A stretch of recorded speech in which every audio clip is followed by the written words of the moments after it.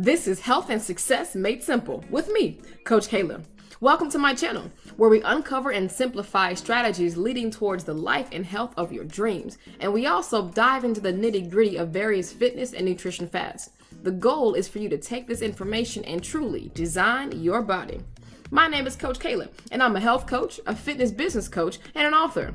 And in this episode, we're going to chat about how to really be consistent, like for real. So guys, let's jump right in. Many people face serious issues with consistency and commitment, and I too often fall into this trap. It's fairly easy to start off strong, then fizzle out as time goes by, just like me and this podcast. I had been struggling finding my voice and being daunted about how broad the name life, health, and success is. So I took a few weeks off until I could really figure it out. So obviously, I'm back at it, and I decided to up my game by changing the title and dropping the word life. This may seem small to you, but it was like a load of bricks came off my chest, and now I'm really ready to work. Sometimes, when we face what seems like a challenging task, we can revert into old comfortable habits that don't allow us to advance.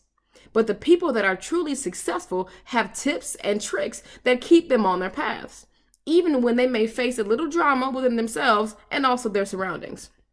As Steven Pressfield explains in The Art of War, the most pernicious aspect of procrastination is that it can become a habit. It will be difficult to find anyone who hasn't struggled with procrastination. But just as procrastination can become a habit, consistency can become a habit as well, if we first understand how it functions in relationship to our work. One of the biggest mistakes many people make is to immediately associate high intensity and perfection with a goal that they want to complete. When a baby starts to walk, we don't really expect that baby to walk upright, walk tall, walk with perfect form, and not stumbling. We expect that baby to take a few steps, to fall down, laugh, or cry, and then we encourage that baby to get back up and to do it again. And in this time, instead of maybe 3 steps, hey guys, let's take 4. Consistency can and should be broken down into bite-sized pieces, just like a stepladder, bringing you to the next level. We've got to take one small step at a time, and eventually, the distance to our overall goal may look a little more attainable. And the cool thing is that if you turn around, you can appreciate how far you've come. Y'all, consistency is very rarely about all or nothing. That almost never happens. Most people need those bite-sized steps to move forward and move closer towards their goals. Rethinking consistency provides great relief to procrastinators, such as myself. This may also show how inconsistency or procrastination is exacerbated by high expectations of perfection. There's another aspect to procrastinators and non-starters. Some people have the fear of failure or the fear of letting others down. If you fall within this category, listen closely. Are you ready? Are you ready for this? Loud and clear. Nobody expects you to be perfect. Heck, if people thought you were perfect, you'd have more haters than what you do now. Perfection is an unattainable and unsustainable figment of someone's imagination. Even a master chef critiques his own meal. A top musician finds places where they can improve, and the best athlete can always find holes in their game. So instead of being afraid to fail, be challenged to seek better for yourself, no matter where you're starting and no matter where you are. You don't have to be perfect to get it right. You don't have to reach the goal in one day. And sometimes having missteps on the path to your goal provides you valuable lessons that you can feed on later. Just start and the rest will follow. Here are your steps to starting something and to keep it going until you reach your goal. A few years ago, I heard the most amazing piece of information I'd ever heard to date. It was so powerful, yet so simple, so strategic, and yet just plain obvious. I'm pretty sure you've heard something like it, but this is what I love to do in my life, and especially around goals. So this is the step, the only step that you need to do to start something and to keep it going. Step 1. Plan your year before it starts. Plan your month before it starts. plan your week before it starts, and even plan your day before it starts. In that order, this is where we begin. So think about this. What is it that you want to be? How do you want to look or feel? How much should you weigh? What's the size you should wear that you want to wear? How much money do you want to have in your bank and saved up? The list can go on and on and on and on. So for your year, let's start off with your health. In the next 65 days, what should be physically different about you? Now notice, y'all, I said in this year, the next 365 days, not starting January 1, but starting now, starting today. So from the day you're listening to this podcast to this day next year, our goal starts now. Once we've set our goal, whether it be lighter, happier, more energy, a specific size or weight or whatever, now we can plan each month to help us reach that goal. Planning the year, going on to planning the month. So for the rest of this month, this one I do like to kind of do calendar wise because it just makes it a little bit easier. So if today is the 12th, then you can plan from the 12th to the 30th or whatever it is. All right. But for the rest of this month, what are the detailed goals? How much do you want to lose in the rest of this month? How many times are we going to exercise for the whole month? How many miles are we going to cover? How should we change our nutrition? These are all things we want to talk about and plan out for the next month. Answer each one of those questions. Next is for the week. All right, so we're clear on the month. Now let's plan the best week of our lives. This is where we really start to get nitty and gritty and into the details. In order to reach your goal for this month, how many times should we exercise this week? Is 3 enough? Probably not. How about 4 or even 5? Whoop, whoop. Now we're talking. What kind of cardio are we going to do? What kind of weights? Are we going to go to the gym or in the backyard? What should I eat this week? What my meal plan look like? What kind of food do I need to get from the grocery store? All questions that we need to answer.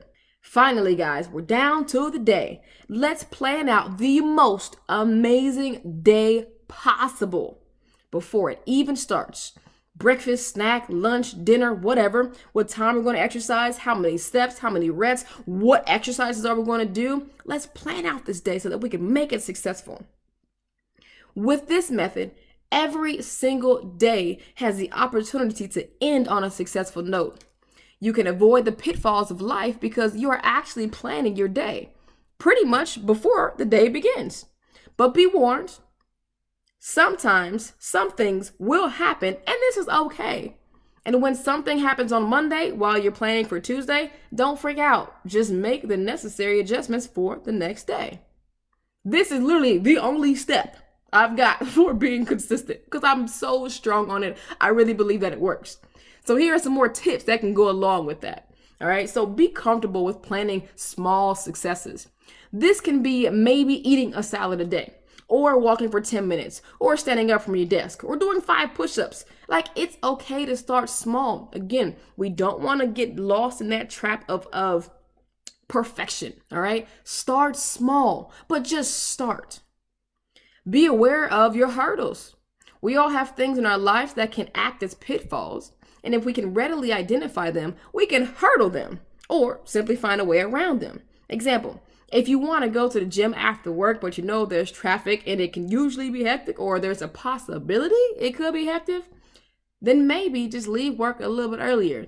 Maybe you shorten your lunch period or go into work earlier, whatever it is, figure it out, but understand the things that you have to be aware of that could knock you off your track. Don't try and be perfect. It's okay if your workout doesn't look like the next Instagram models, but start somewhere. It's all right for now if you can't do a full body low squat, but we can start off with a shallow squat. That's still good. If you need help, join my online program called Designer by the Academy. Go to my website, www.coachcailah.com. Cailah is spelled Cailah, and see what I've got. I've got programs for everyone. And if you need some elite coaching where I actually work with you, holler at your girl. I've got your back. Don't talk yourself out of your success. Only positive talk is welcome here. You are beautiful. You are powerful. You are strong. You have endurance. You can take it. You can make it. You got the time to do it. There's nothing that can stop you. Just do it. Just start. Discipline is the key. A lot of people think that they should like something in order for them to do it. We're all adults here. We should realize that the things that we like, they may not always be to our benefit. So it's okay that you may not like exercise, but again, it is the means to an end. Don't fall into the trap where people are like, okay, well, I don't like exercise, but I like to dance, so I'm going to take all the Zumba classes. All right, Zumba is great, but you better look like that instructor, because the instructor is usually the only one who's really losing weight. All right, so whatever you do, don't fall into the trap of I just want to like it. Go to work. We are setting plans for a specific goal, and that task, that goal should be something that we really want to dive into. So be disciplined.